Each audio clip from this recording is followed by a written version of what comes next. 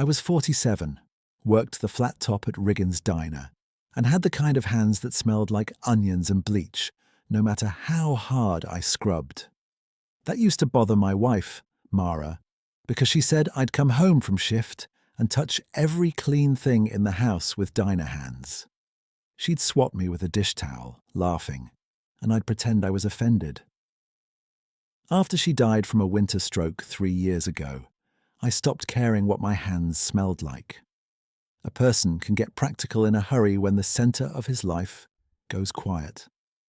I fixed what broke, paid what was due, showed up where my name was on the schedule, and I kept my head down. The rest of belief, the soft parts, wore thin. I moved myself to graveyard shift 6 months after the funeral because daylight carried too many reminders. Daylight meant people who knew me before, people with faces full of concern I didn't know how to answer. Nights were cleaner. At 2 a.m, nobody asked how I was doing in that careful tone that meant they didn't want the truth. At 2 a.m, truckers wanted eggs over easy, log haulers wanted hash browns crisp, and I could give them exactly what they asked for in under 7 minutes. There was comfort in that. Heat, timing, order, ticket rail, done. The old clock above the pass-through clicked loud enough to be company. The diner sat at the edge of our logging town where asphalt gave up and mud took over, wedged between a fuel station and a shuttered laundromat with a faded sign that still promised same-day service. We stayed open because men running chainsaws before dawn needed coffee strong enough to stand a spoon in, and because folks coming off long roads trusted a place with cracked vinyl booths and a cook who didn't ask questions. I kept my world inside that grill line. Right-hand spatula, left-hand plate, eyes on the window. If I moved fast enough, the ache in my chest stayed in the background like freezer hum.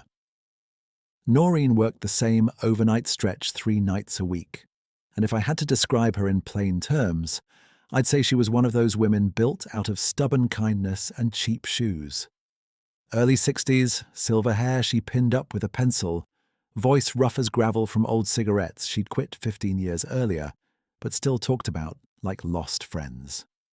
She called everyone Hon, and remembered who took lemon in tea, who had bad knees, who needed change counted slowly because their hands shook. She carried cough drops in one apron pocket and cat treats in the other. Behind the diner by the dumpster corral and the grease-trap fence, she fed 6 strays every night she worked. She called them her night babies, and I gave her grief about it, because that was our way of staying out of deeper water. "You naming all of them now?" I asked one night while I scraped the grill, listening to sleet tick against the back door. "Name them the first week," she said, tying off a bag of leftovers. "You just don't listen." "I listen. I just filter out nonsense." "You filter out anything tender, Dale Ford. That's not the same thing." I snorted, took the bag from her anyway, and held the door while she stepped into the cold. "If one of your babies bites me, I'm billing you for stitches." "They trust you better than people do," she said without turning around. "That ought to tell you something." I would have said she was wrong, but I never missed that round. We did it almost military style. After final mop and drawer count, she'd save plain chicken scraps, fish bits when we had them, and soft fries for warmth. I'd grab old cardboard flats so the food stayed off wet ground. We set it out near stacked pallets where the wind broke, changed their water if the bowl had frozen, and checked under the loading ramp for the little grey tabby with a torn ear who always hid until the others ate. I mocked the ritual and protected it with my whole chest. It was the one part of my night that felt like it mattered past sunrise. By late January, cold came down hard enough to make metal burn bare fingers. Folks around here called the stretch Black February even when it started early, like bad weather had a personality and needed naming. Creek edges iced over first, then shallow ruts in the service road turned to ribbed glass, Then the wind started cutting through jacket seams you never noticed before. Tips dropped because fewer trucks came through. Everybody got quieter. You'd hear it in the diner even with the hood fans running, that narrow way people talked when they were counting dollars in their heads and wondering what else they could put off another week. Off shift, I lived in a weathered trailer above the river, tucked along the tree line where cottonwoods gave way to fir. The place was more utility shed than home. 2 rooms, 1 working burner on the stove, a table with 1 short leg shimmed by a folded feed catalogue, and a couch that listed left. Mornings there were long and unhurried in the kindest way. Steam lifting from black coffee, crows balancing on fence wire, boots sinking into thaw mud by the steps, then stiffening again when the temperature dropped. I'd stand in the doorway with my mug and look at the trees without really seeing them. I told myself, survival was enough. Keep the lights on, keep the truck running, keep breathing, that counts. But loneliness has weight, and it settles low. It sat in me like damp cold that never quite left my bones. I stopped answering my brother Ray's calls because I didn't want to hear how steady his life sounded. He had twins in college, a wife who texted him grocery lists, a kitchen light that was always on when he got home. Good for him. I meant that. I just couldn't stand close to it. If I answered, he'd say, "You eating right?" and "You sleeping?" And finally, after a long pause, "You don't have to do this by yourself, Dale." That sentence made me angry in ways I couldn't explain. Not at him, at the fact that he might be right. So I did what men like me do when we run out of better ideas. I stayed busy. I replaced the fryer pilot at work without calling the repair guy. I patched a roof seam on the trailer with tar tape in 20-degree wind. I wrote checks on Tuesdays, gas on Thursdays, laundry every other Sunday if I could stand the fluorescent lights at the wash place. I bought Roscoe, my mutt, the cheapest dry food in the yellow bag because he didn't seem to mind and I had stopped believing in premium versions of anything. He was mostly shepherd with maybe some hound, ears too big for his head, and 1 white sock on his front paw like he'd stepped in paint. He followed me from room to room as if I might vanish if he blinked.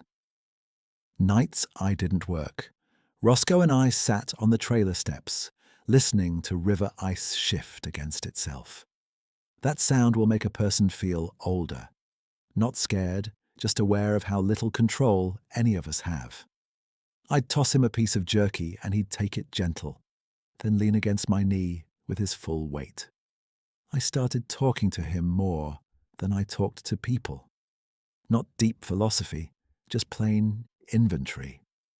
Truck needs front tires. Ben burned the bacon again. Noreen says the calico's limping less. He'd thump his tail like I was making excellent points. By the 2nd week of February, Noreen came in coughing so hard she had to brace 1 hand on the pie case to catch breath. She waved me off when I told her to sit down. "I'm fine," she said, then spent the next hour moving at half speed with pink in her cheeks that wasn't healthy. At 3 in the morning, she nearly dropped a coffee pot, and that got my attention faster than the cough. "You're done," I told her, taking the pot from her. "Sit in booth 3. I'll close your side." "Can't. We're short." "We're always short." She gave me a look over the rim of her glasses, that same stubborn look that had gotten a colony of strays through 2 winters. "The cats still need feeding. I know where the back door is." She softened then, just a fraction. "I won't be out tomorrow if this keeps up. You'll do it?" I pretended to be offended. "No, I'll let 6 little freeloaders file a complaint with management." "I'm serious, Dale." "So am I. I'll do it." She squeezed my wrist with a hand that felt hot and dry. "Thank you, hun." An ambulance took her from urgent care the next afternoon. Pneumonia, they said. Oxygen. Observation. No work, until she could breathe without fighting for it. Ben told me at shift change, leaning against the mop sink with his ball cap in both hands. "She asked if somebody was feeding the cats," he said. Like that was her first concern. Tracks, I said, because naming Worry Plain made it lighter. I've got it. He nodded, relieved. Figured you would. That night, I packed leftovers into 2 lidded pans, filled a clean water jug, and stepped into sleet that stung like thrown sand. The yard light behind the diner buzzed, went dim, buzzed back.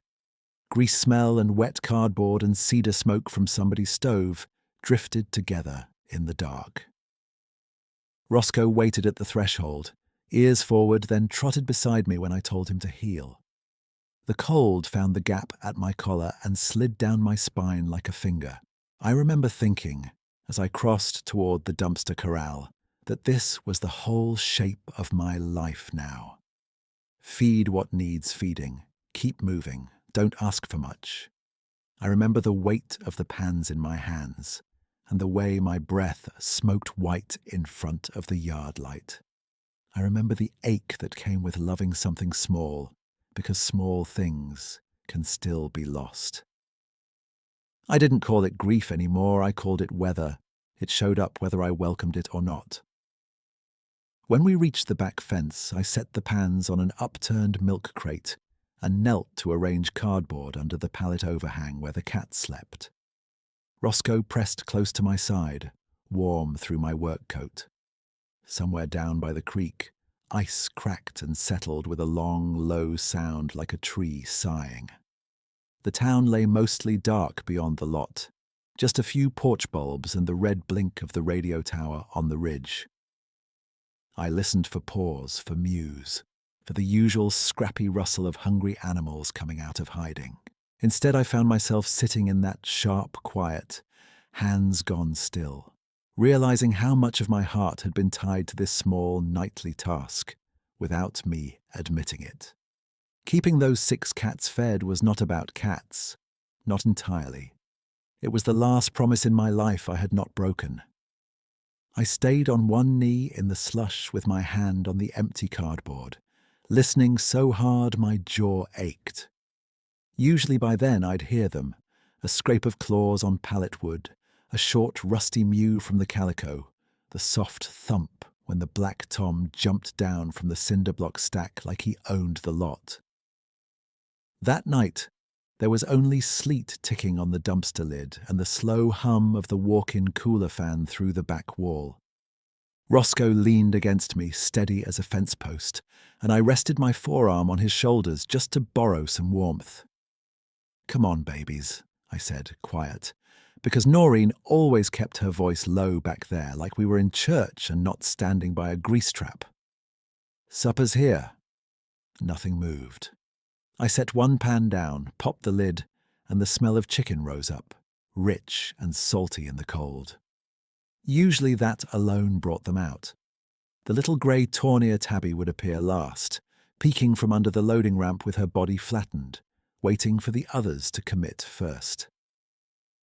I glanced there out of habit, and the dark space was empty. My chest tightened in a way I didn't like. Black February had teeth. I knew that. Every old-timer in town knew it. But knowing weather can take things, and watching the taking were 2 different weights. I stood, joints stiff, and walked the narrow path behind the pallets where they sometimes sheltered when wind came from the north. I crouched and checked by hand, feeling damp gravel, frozen paper, a lost plastic spoon, no warm fur. Roscoe followed close, not crowding me, just tracing my steps with his nose near my boot prints. His breathing made little white clouds in the yard light. I called again, then whistled once through my fingers, and the sound fell flat in the sleet. For a minute, I got mad, and I knew exactly what I was mad at. Not the cats, not the weather, not Noreen laid up with tubes in her nose while she worried about strays from a hospital bed. I was mad at the old bargain grief makes with you. Keep going, it says. Do the tasks. Keep your promises. Maybe that will be enough to hold off the dark. Then one hard night comes along and reminds you the dark still votes.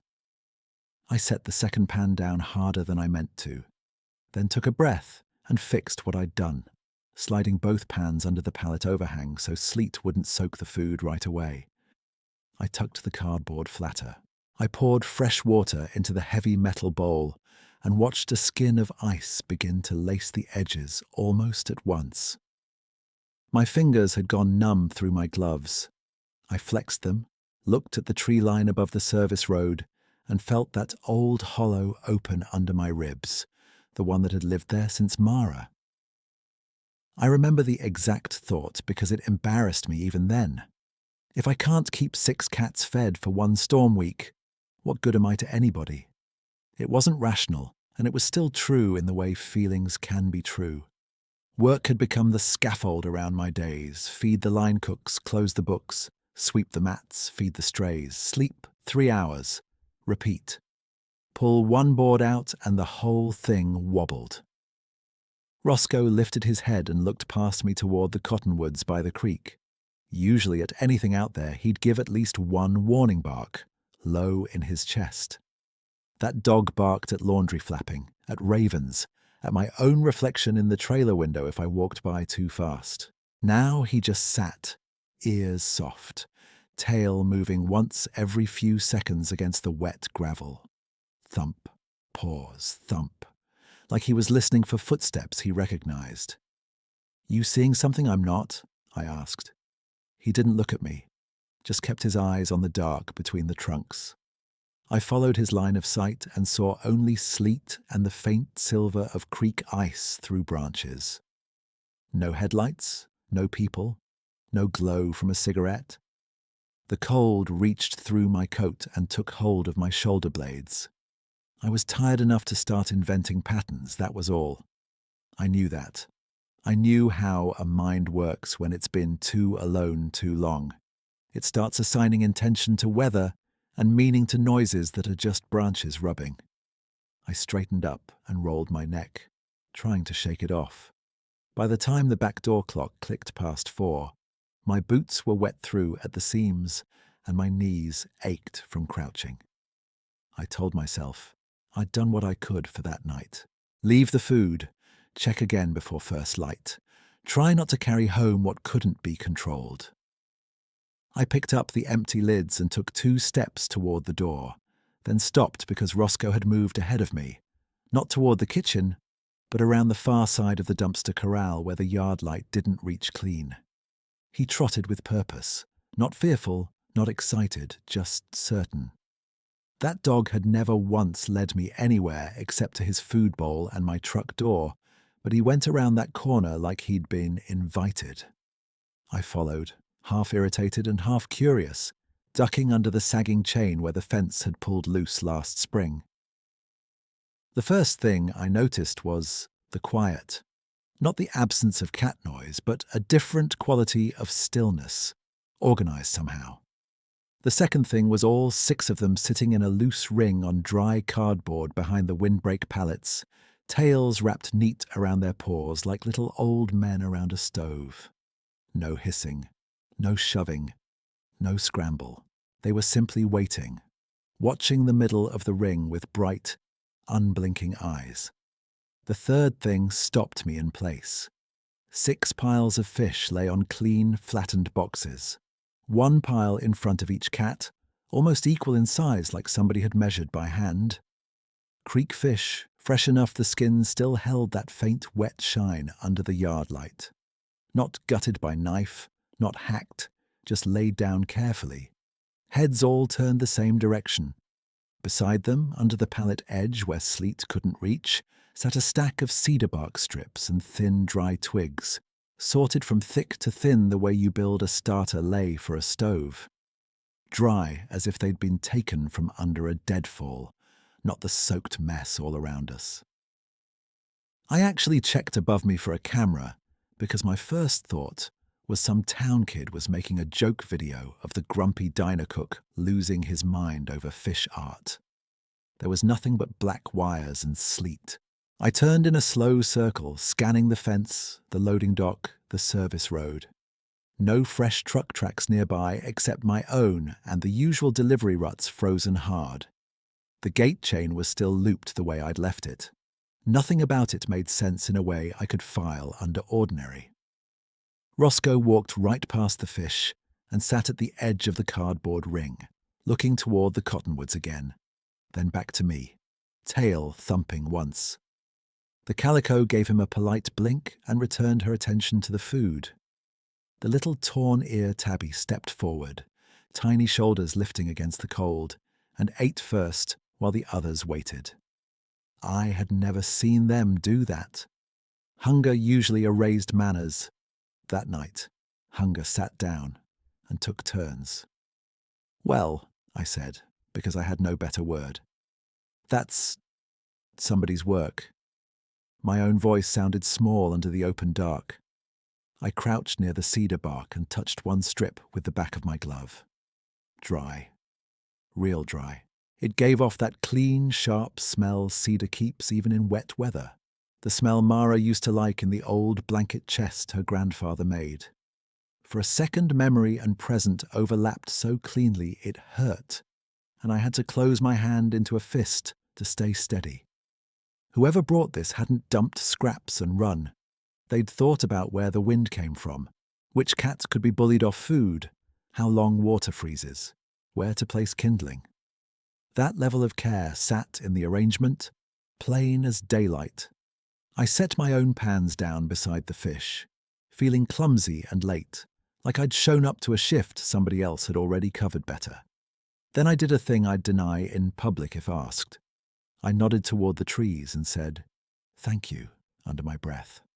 Not loud, not performative, just a working man acknowledging a hand he couldn't see. Nothing answered, no branch snap, no movement, just sleet softening and the cats eating in patient order while Roscoe kept that calm watch by the fence line. I stayed there until my toes went numb, long enough to see each pile finished and each whiskered face lifted, satisfied, not frantic. I refreshed the water bowl and tucked my extra cardboard around the cedar stack so it would stay dry for the next round. Then I gathered my empty lids and stood with one hand on my lower back, looking once more at the cottonwoods swaying over the creek. I couldn't explain what I'd found, and the part of me that needed explanations was already lining up theories. Trapper passing through, somebody from the mill with a soft spot, a hunter cleaning catch nearby. Every theory snagged on the same detail. They had done it with care meant for these specific cats, in this specific corner, on the one night I was late enough to worry. When I opened the back door, warm fryer air rolled over me and fogged my glasses. I wiped them on my sleeve and glanced back before stepping inside. The ring of cats held in the dim yard light, quiet as lanterns, and beyond them the tree line stood dark and patient, like it had been waiting longer than any of us. I stood in the dish pit heat, with sleet water still dripping off my cuffs, and for a minute I just watched the coffee drip into the decanter, like it might settle my head by itself. The grill hissed, ticket rail clacked, Roscoe circled twice by the dry storage door and lay down with his chin on his paws, content as a dog after chores. I kept seeing those 6 fish piles lined up cleaner than anything I'd plated all night. I kept smelling cedar under wet grease and bleach. It bothered me, not because it felt dangerous, but because it felt deliberate. And deliberate meant somebody had seen the same hungry faces I had and acted first. Ben came in at 5:30 with snowmelt on his cap brim and his usual look like he'd wrestled his alarm clock and lost. He was 30, broad-shouldered, kind-eyed, and better at carrying 3 bus tubs at once than any man I'd worked with. He clocked in, tied his apron, then paused when he saw my face. "You look like you watched a ghost mop the floor," he said. "Not a ghost, unless ghosts sought kindling now." I poured him coffee and told him what I found, plain and quick. No dramatic pauses. When I finished, he didn't laugh. He rubbed his jaw and glanced toward the back door. "Something big's been crossing the service road," he said. "I saw prints yesterday by the culvert. Wide as pie tins, deep too, like whatever made 'em carried weight. Thought maybe elk at first, but not elk. Could be somebody's prank. Prankers don't carry fish in sleet for cats they don't know. He said it so matter-of-fact I had no argument ready. That unsettled me almost as much as the fish. Mr. Harlan came in around 6, coat zipped to his throat, cap pulled low, moving slow because his hips were bad when the temperature dropped. He took stool 4 every morning, ordered oatmeal and rye toast, and read the same 2 pages of the paper before folding it perfectly square. Retired millwright. Spoke little, listened hard. I slid his bowl over, and before I could stop myself, I asked, "You ever hear of somebody feeding strays behind this place at night? Besides Noreen and me." He stirred brown sugar in his oatmeal for a long moment. "Out here," he said. "Some things mind their own business better than people do." That your way of saying yes or no? That's my way of saying don't crowd what's helping. He took a bite and looked at me with those pale old eyes that missed very little. "You sleep any since your wife passed?" The question landed clean and sharp. I wiped my station twice before answering. "Not really." He nodded once like he'd confirmed a measurement. "Then maybe take the help where it shows up." By the 3rd night of covering Noreen's rounds, my curiosity had pushed ahead of the heavy ache I usually carried. Not gone, but moved to the side like a chair someone shifted so you could pass. I finished close down with my ears tuned to the clock, not because I was rushing home, but because I wanted to see what would be there if I arrived on time, late, or somewhere in between. I started treating the back lot like a puzzle with weather for ink. Where did the wind hit first? Which pallet stayed driest? How quickly did the bowl skim over? I was still skeptical, still practical, but a different part of my mind had switched on, the part that used to fix carburetors with my father by looking for the one clean bolt in a dirty engine. That night, I got out there 10 minutes earlier than usual. No fish yet, cats scattered under the ramp and behind the cinder blocks, eyes bright in the dark. I laid down our leftovers and knelt by the bowl. Roscoe stood beside me, tail level, watching the cottonwoods. The cold had a biting edge that made my teeth ring when I breathed through my mouth. We waited. Nothing came. After a while, the cats ate our food in their usual hurry, shoulders bumping, torn ear tabby hanging back, till last. Normal. My chest eased and tightened at the same time. A mystery almost explained is harder than a mystery untouched. The next night, I was delayed by a fryer flare-up and got outside 20 minutes late. 6 fish piles waited on cardboard, cedar bark stacked dry, torn ear tabby eating first while the others held. Roscoe sat and watched the trees with a soft wag. That happened again 2 nights later, and again after that. The pattern had rules, and the rules were not random. Food appeared only on the nights I ran behind. Never once when I beat the clock. Whoever it was, whatever it was, paid attention to me as much as to the cats. I told myself this couldn't be real in the shape my mind kept trying to build around it. I told myself there were simpler answers. A trapper using the creek line, a mill hand with insomnia and a good arm, 2 people taking turns. Yet each idea had trade-offs that didn't sit right. No boot prints near the drop spots on thaw soft nights. No tire marks by the fence gap. No cigarette butts, no candy wrappers. No human leftovers of any kind. Just food, dry shelter material, and careful placement. I'd spent years cleaning after people. People always leave a little mess of themselves. This helper never did. On a Wednesday just before dawn, sleet turned to a thin, mean rain that found every seam in a coat. I stepped out with the feed pans, and the branch above the grease trap fence bent once, slow and controlled, not from gust, but from weight shifting off it. I froze under it and looked up into dark needles and moving shadow. My mouth worked ahead of my pride. "Excuse me," I said. Then I stood there in the rain, holding cat food, having politely addressed a tree like it might apologize. I laughed once, short and tired, at my own expense. I had become a man who said manners to lumber. If Mara had seen it, she'd have laughed till she cried and told everyone at church potluck. That thought hurt and warmed me in the same breath. By the second week of February, Noreen called from the hospital floor phone during my break. Her voice thinned out by oxygen and distance. "You keeping my babies fed?" she asked, skipping hello.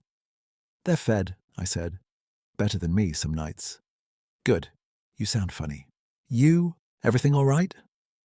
I watched Roscoe through the back window where he stood in the yard, light halo sniffing the air, and then sitting down facing the cottonwoods like he was waiting for a bus only he could see. "Yeah," I said. "Just tired. You don't lie well, hun." "I know." She coughed softly, then said, "Whatever it is, be gentle with it." After we hung up, I carried that sentence out to the lot like a tool I wasn't sure how to use. The first clear glimpse came on a night when the moon found a gap in low cloud and laid a silver wash over the grease-trap fence. Mist rose off the creek in narrow bands that moved between the alders like breath. I had finished setting water and scraps and stepped back to give the cats room. Roscoe stood at my left knee, quiet, ears forward but relaxed. The lot light buzzed once and steadied. In that mixed light, Dinah amber behind me and moon haze ahead. Movement separated from shadow about 30 yards out. A figure stepped from alder cover into the open strip near the fence line, and scale was the first thing my mind failed to file. It stood a head and shoulders above the top rail, broad through chest and back. Dark fur clumped damp at the edges from mist. 8 feet, maybe 9. Bigger than any man by a full measure. But it did not advance the way a threat advances. It paused, turned slightly sideways to take up less space, and lowered one arm slowly, as if setting down something breakable. My heart kicked hard once, then steadied in a rhythm that surprised me. I should have bolted. I knew all the expected responses. Instead, I watched. In its hand had been a bundle of river reeds tied with grass stems, lined on top with pale feathers and dry grass heads, like a nest widened for 6 small bodies. It placed that bundle under the pallet overhang where the kittens slept when wind came north. Then it withdrew half a step and opened its stance, broad arms easing away from its sides, palms turned slightly out, giving room. It did that for the cats, not for me, for the cats. The calico moved first, tail low but not puffed. She crossed the gravel and sniffed the reeds. Tawny Tabby followed, then the black tom, then the others in a stagger, each checking and settling with no panic. Roscoe wagged once, a slow sweep, and sat down, as if this confirmed what he'd known all along. I could hear my own breathing, and beyond that the creek under ice making small glass sounds. No growl, no rush, no show of force. Just a patient presence at a respectful distance, waiting until the smallest cat curled into the new bedding before shifting weight again. I wanted to run and stay in the same second. I wanted proof, a photo, a witness, a measurement, a label. I wanted none of those if reaching for them broke the quiet trust in front of me. I knew somehow I wasn't in danger. The knowledge wasn't rational in the way balance sheets are rational. It lived deeper in posture and timing and restraint. Every move it made said the same thing. I am large, and I will be careful. It lifted its head then and looked at me, eyes amber-brown in the half-light, steady and unreadable in the ordinary human sense, but not cold, not empty. I had spent 3 years carrying anger like a hot stone in my pocket, taking it out whenever silence got loud. In that look, there was no demand that I set it down, no judgment for carrying it. Just room. room to breathe around it for once. I didn't step forward. I didn't speak loud. I put the empty pan on the ground so my hands would stop shaking and said, "Thank you," clear enough to carry. The figure inclined its head once, small for something so massive, then shifted backward toward Aldershadow with the same deliberate care it had shown coming in. It never turned its back fully until the cats had settled, and I had taken one full breath without flinching. Then it moved through the mist line and was gone into the cottonwoods, branch tips swaying high where no man could have reached. I stayed there a long minute, maybe 2, with Roscoe pressed against my leg and 6 fed cats kneading into a bed, made by hands big enough to split cordwood like kindling. The cold still bit. The sleet still came and went. The diner still needed mopping and bacon by dawn. Yet under all of that, a thin new thread had entered my nights, and it pulled me forward in a way grief hadn't managed for years. I stayed in that back lot until the cats were asleep in the reed bundle and the cold worked through 2 layers of socks. When I finally moved, Roscoe rose with me and shook sleet from his coat, then looked once toward the cottonwoods, as if he was checking whether we were dismissed. Inside, the diner lights seemed too bright and the clatter of breakfast prep too sharp, like ordinary life had been turned up a notch while I was gone. I cracked eggs, dropped hash browns, wiped plates, and tried to keep my hands in their old rhythm. The rhythm held. My mind didn't. Around 7, Ben slid a stack of bus tubs onto the counter and watched me flip pancakes with more force than needed. "You all right?" he asked. "Depends what counts as all right." He leaned in a little, voice low. "You see it again?" I glanced at the pass-through, made sure no customers were close. I saw something, big, careful. Fed the cats before I got there, made bedding. Ben didn't blink, didn't grin, didn't do the thing people do when they're waiting for the punchline. He just nodded once. "Then keep doing what you're doing. That's your advice? Yeah, don't chase it, don't test it. Just keep the routine." I scraped the grill and listened to my own breath for a second. "You saying that because you believe me. I'm saying that because the cats are warm, and your dog looks calmer than I've ever seen him." He stacked plates, then added, "That's enough evidence for me." By the time I got to the trailer, dawn had gone thin and grey, and wind was combing the treetops hard from the north. I fed Roscoe, kicked off wet boots by the door, and sat at my table with a mug of coffee I forgot to drink. I told myself this couldn't be real, not in the shape I had seen. A man can misread distance at night. A man can build size out of shadow. A man running on little sleep can put meaning where there's only weather and wish. I knew all that. I also knew 6 strays had been fed and bedded by hands that moved with intent, and that my dog had greeted the dark like an old neighbour had stepped into view. I slept maybe 3 hours and woke to my brother Ray's name lighting up my phone. I watched it ring out. Then I called the hospital floor and got Noreen between breathing treatments. "You sound less like gravel," I said. "You sound like trouble," she said, and I could hear the smile under the oxygen. "Cat's good?" "Fed, dry. Someone's been helping." "Ben?" "Not Ben." She was quiet for a beat. "You scared?" I looked at Roscoe sprawled by the heater vent, legs twitching in a dream. "No, confused, yes. Scared, no." "Then be polite," she said. "Whoever helps animals in this weather has decent instincts." The next night I went out 5 minutes early with 2 pans, fresh water, and a flattened feed sack full of straw I'd scrounged from a farm supply pallet. The sleet had eased to a bitter mist that coated the chain link in silver beads.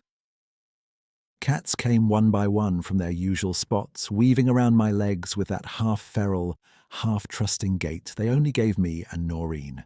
I tucked straw under the pallet lip and talked to them in a low voice while Roscoe sat sentry near the fence gap. No extra fish appeared. No movement in the trees. It might have been an ordinary round if not for the reed bedding still tucked dry and neat where I had left it. By the third night after that moonlit glimpse, I had settled into a quiet exchange I never admitted out loud at first. I brought water in a jug that wouldn't crack in the cold, switched to heavier bowls that took longer to ice, and nailed 2 scrap boards into a V against the wind. On nights I made it out on time. The cats ate what I brought, and that was that. On nights the fryer fought me or a late truck rolled in and held me up, I found fish already portioned, cedar bark stacked under cover, and the smallest tabby eating first, while the others waited in patient order. One early morning near closing, Mr. Harlan watched me pour his second coffee and said, "You look less hollow." "Got a new moisturizer," I said. He huffed a dry laugh. "Keep your jokes. I mean it." I rested the pot on the warmer. "You ever see anything strange out by the creek, back when you worked nights at the mill?" He buttered his toast slow, eyes on his hands. "I've seen enough to know this. The woods don't owe us explanations. But sometimes they offer company." He left a bigger tip than usual, folded under the saucer. 2 nights later, the creek fog came in low and thick, and the yard light behind the diner pulsed once before steadying. I had just set down the water bowl when Roscoe lifted his head and gave a soft whine. Not alarm, more like greeting. I followed his gaze and saw him standing there beyond the fence line in the alder brake, full height, still as a post sunk deep. He did not hide when I turned toward him. That was the piece that tipped me from disbelief into wonder. If he'd wanted to avoid me, he could have stepped back 2 paces and vanished. Instead, he stayed in plain sight, weight easy on both feet, shoulders angled so he faced partly away and gave me space. Massive dark fur caught the damp light in rough waves. His hands hung open at his sides, empty. I set the pan down because I didn't trust my grip. I remembered every warning I had ever heard about wild things, and every news story that made nature sound like a test. You fail once. None of that matched what was in front of me. He watched me the way a careful mechanic watches someone else use a tool near bare wires, attentive without crowding. I crouched and slid the bowl closer to the pallets. The calico trotted in and began to drink. He looked at her, then back to me. No rush, no challenge, just patience. "I'm Dale," I heard myself say, because apparently I introduce myself to forests now. Roscoe's tail thumped. I almost laughed. I pointed at the dog. "That's Roscoe. You already know that, I guess." The big figure tipped his head a fraction, then shifted 1 step to his left, so his body blocked the wind channel between the fence and the dumpster. It was such a practical, precise movement that it broke something stubborn in me. This was not a prowler. This was not a prank. This was a being making choices, each one built around reducing harm. I stood there in my stained cook coat and wet boots, talking soft into the mist like an underslept fool. "I don't know your rules. I'm not trying to cause problems. We're just feeding cats." He stayed another long moment, then backed into alder shade with that same deliberate care, and was gone. Branches swayed once overhead, high where nothing human was likely to be moving, then settled. I walked back inside and caught my reflection in the pie case glass. Grey stubble, eyes too bright, cap pulled crooked. I looked like a man who had argued with himself and lost. During cleanup, I said "excuse me" to the mop bucket and "thank you" to the back door latch. Ben heard me and snorted. "You finally crack?" he asked. "Looks like," he grinned. "About time." The hardest night of Black February hit 4 days later. Wind came sideways with sleet thick enough to rattle the vent hood, and by midnight half the block had lost power twice. The diner's backlot was lit only by our amber emergency fixture over the service door, and the weak beam of my flashlight. I had extra feed that night, plus canned fish Noreen's sister dropped off with instructions to spoil the baby's rotten till she gets back. Roscoe hated thunder, and the sky had that metal taste that promised it. I pushed out the back door with 2 pans stacked awkward in my left arm, flashlight in my right, and a folded tarp under my elbow to shore up the pallet roof. Wind hit me hard enough to make me stagger. Sleet stung my face. The cats were already gathered under the ramp, eyes bright, bodies tucked tight. I called to them and took 2 careful steps toward the windbreak. The 3rd step went wrong. My right boot hit a strip of clear ice over grease-slick concrete, and I went down hard on my side. The top pan flew. The flashlight skittered into the dark, and pain shot up my forearm where it scraped against the rough edge of a pallet nail. Not deep, but enough to sting fierce in the cold. I swore once, sat up, and got hit again by wind that took my breath short. Easy, I told myself, like I was talking down a skittish horse. Get the light, get the food, move. The flashlight beam had rolled near the fence gap and lay half under brush, blinking weak. I crawled 2 feet, slipped again, and felt panic flicker for the first time in all of it. Not fear of what was in the trees, but fear of failing this small duty on the one night it mattered most. The cats cried in short, thin notes under the ramp. Roscoe barked once into the wind and then ran to them, standing broadside as if his 60 pounds could block a storm. Then the alder shadows shifted and he stepped into the amber light. Full height, full frame, rain-dark fur streaming at the edges, and still every movement measured. He did not come straight at me. He circled wide, giving me a clear lane to the door, and kneeling his size down by degrees, so he occupied less sky.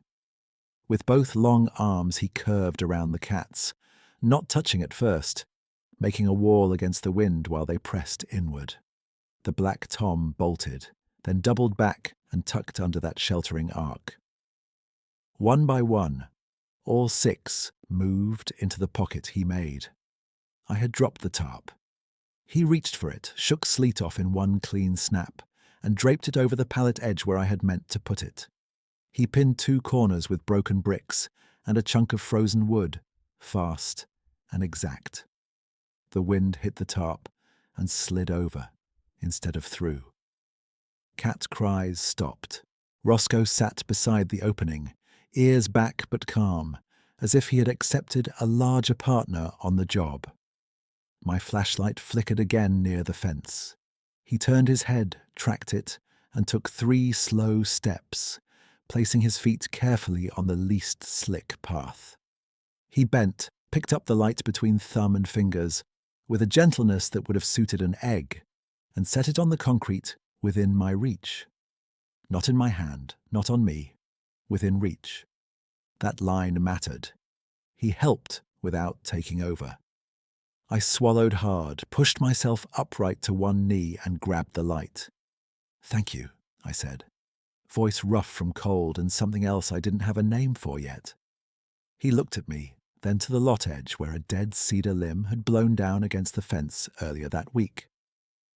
He moved to it, dragged it across the gravel with steady power, and positioned it along the windward side of the pallet shelter like a low wall. Sleet struck the branch and broke around it. The opening where the cats huddled went still, almost quiet.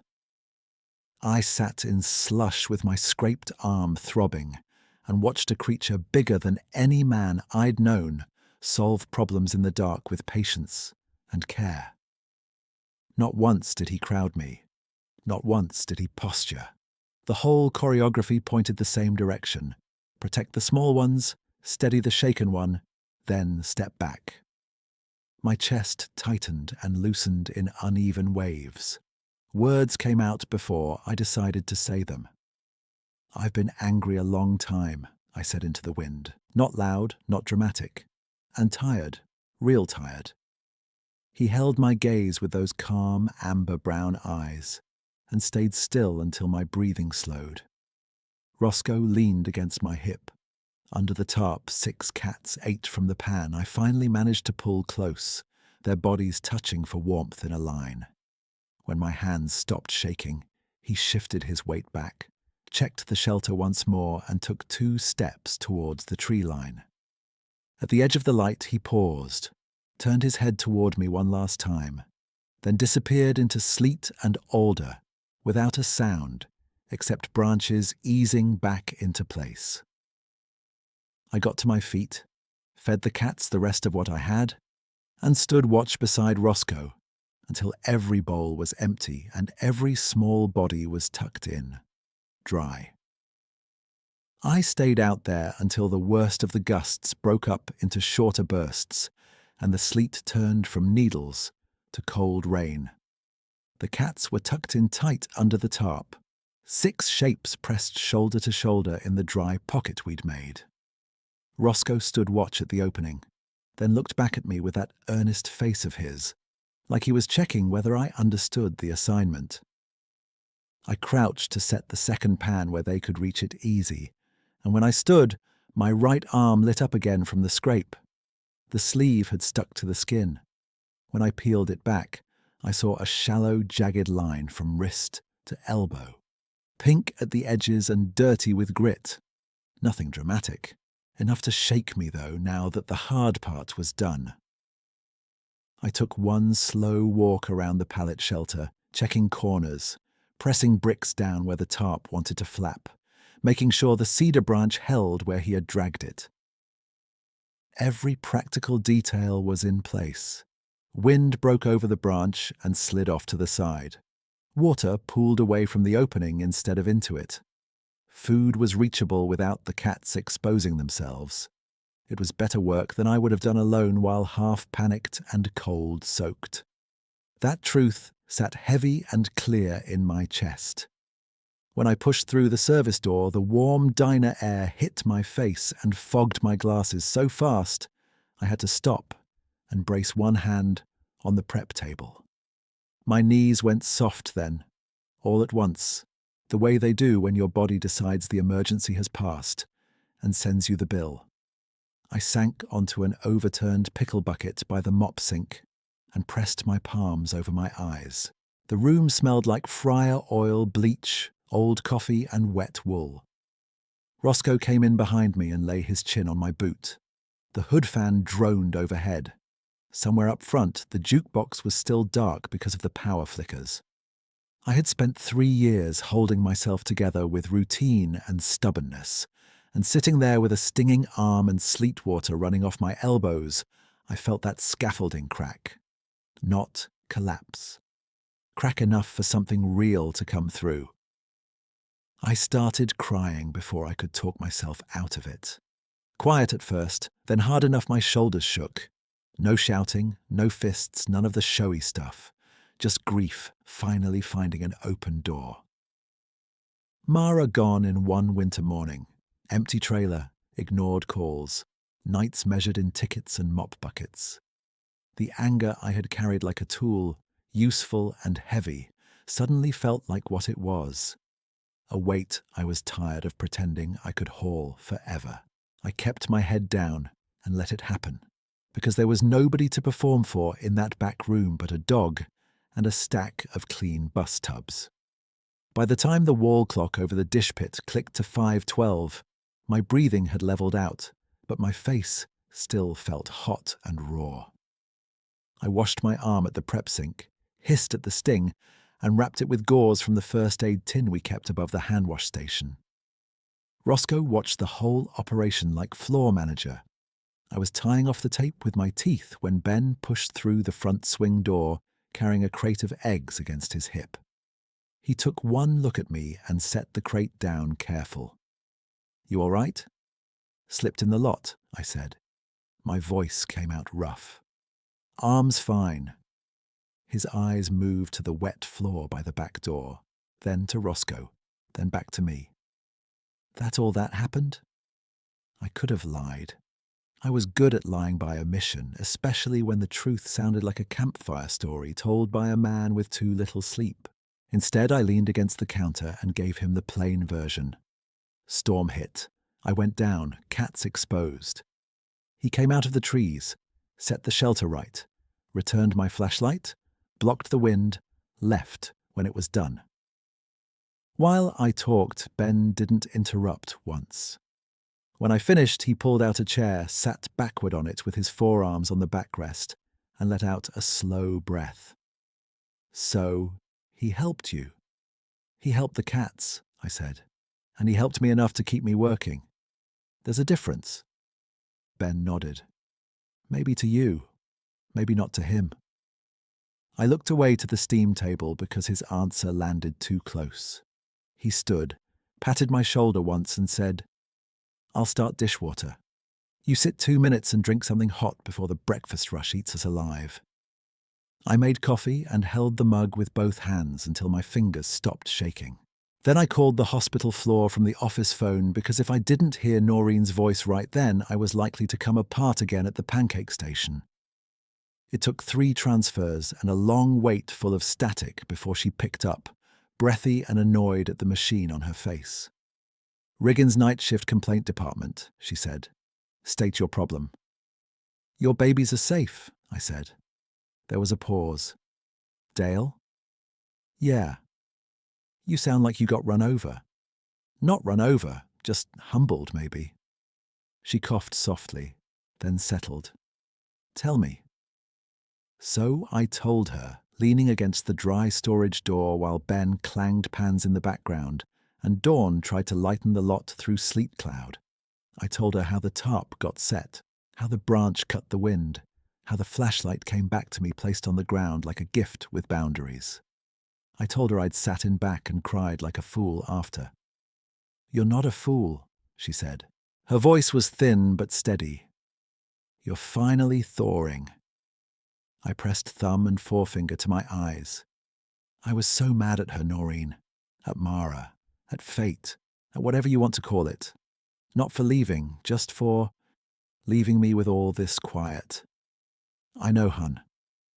I didn't think I had room left in me for anything gentle." She let that sit a moment. "Turns out you did." By 6:03, the first logging crew came in stomping mud and asking for coffee. Work took over, as it always did. Tickets stacked, eggs cracked. Toast burned because Ben got distracted and we both laughed, short and tired, and started another round. I moved through the shift with a strange steadiness, like my center of gravity had shifted an inch and found firmer ground. Every so often I glanced through the back window toward the cottonwoods. No movement, just rain easing off, and the shelter holding where we'd left it. After close, with grey morning spread thin across the lot, I took Roscoe and stepped out to check on the cats before heading home. The storm had spent itself. Water dripped from the dumpster lid in a steady rhythm.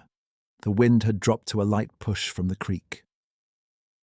All 6 cats emerged one by one, stretched, and came to the pans.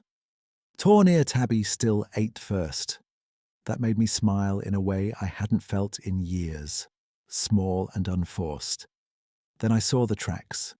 They started near the alder break where the fence shadow ended, deep impressions in the soft, thawing mud, longer than my forearm from wrist to elbow, and broad enough to dwarf my boot print.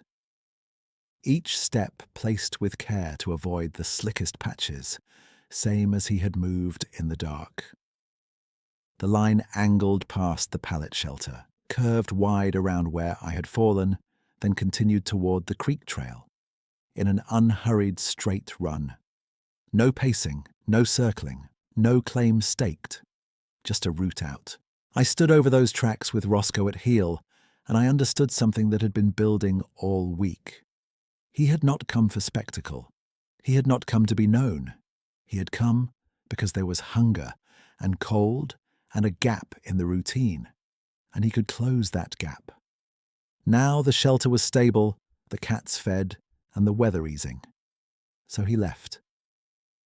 At the last visible print by the cottonwoods, I found a small river-smoothed stone set on top of a dry patch of cedar bark, right where the mud gave way to roots. Grey-green, flat on one side, fitting my palm clean. Not flashy, not carved, just placed. I crouched and turned it over once, then closed my hand around it and slipped it into my coat pocket without saying anything. Behind me, Roscoe sat and watched the trees, ears soft, tail brushing wet gravel once, twice.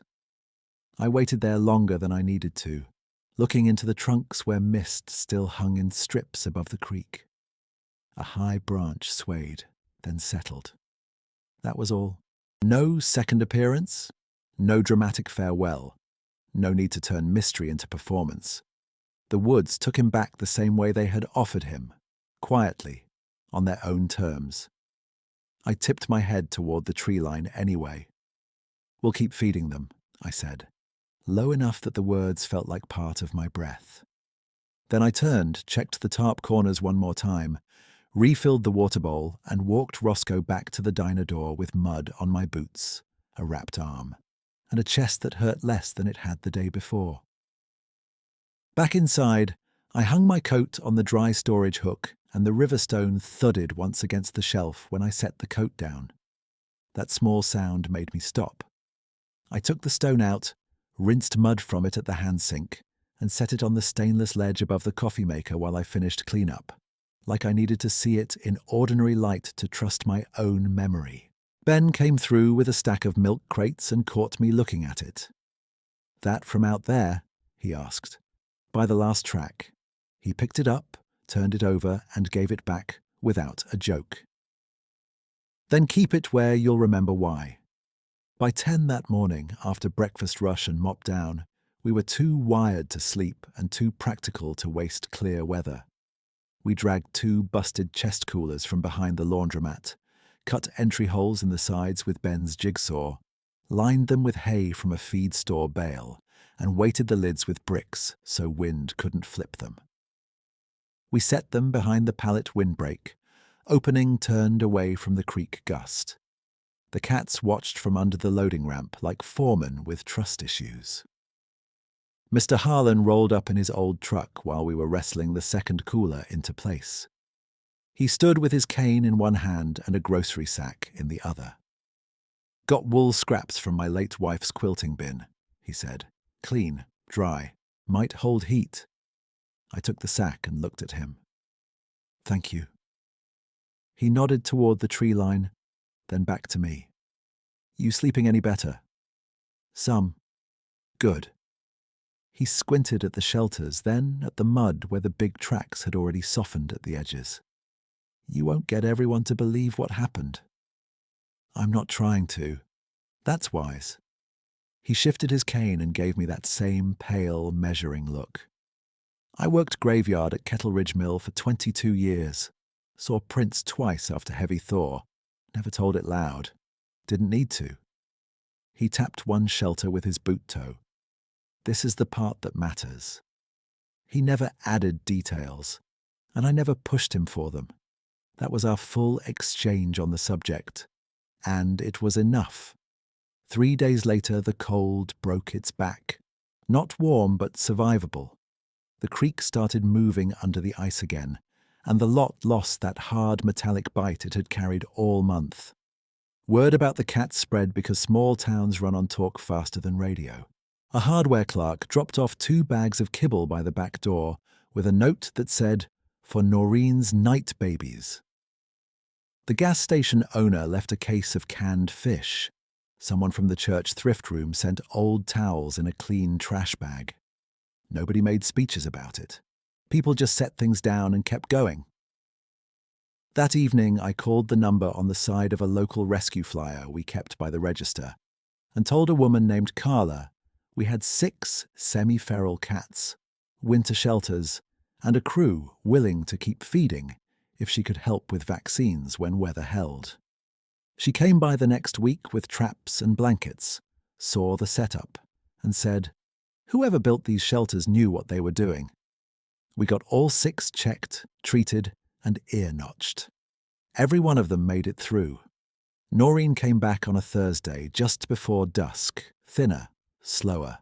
Oxygen gone, but voice still gravel. She stood in the back lot in her coat and knit cap while the cats threaded around her boots, and she covered her mouth with both hands when she saw the cooler shelters and hay packed in clean. "You did all this?" she asked. "Ben did the clean cuts," I said. "I did the crooked ones." She gave me a look that was half stern, half soft. "Don't dodge." So I told her the whole thing again, this time in the place where it happened, with the tarp folded over my arm to show her the drag marks still embedded in the fabric edge and the cedar limbs still braced against the windside. She listened without interrupting, only once glancing toward the alders the way people do when they're deciding what category to put a truth in. When I finished, she reached out and squeezed my forearm below the healing scrape. "You were seen," she said quietly. I looked down at the cats, buying myself a second. "That's what it felt like." She nodded. "Me too. First time I started feeding them. Not by him, I mean. By the work itself. Sometimes care is the only witness you get." We stood there in the blue hour with Roscoe leaning against my leg and 6 cats rotating bowls in an orderly line that would have made no sense to anyone who hadn't watched from the beginning. Tornea Tabby still ate first. That detail never changed, and I stopped pretending it was random. The fish had appeared only when I was delayed. The dry cedar had shown up only when sleet could have taken them. The branch above me had flexed once and held. The flashlight had been returned within reach, never pressed into my hand. Each piece fit a pattern of restraint so consistent it became its own kind of evidence. I did take photos of the tracks from that storm morning.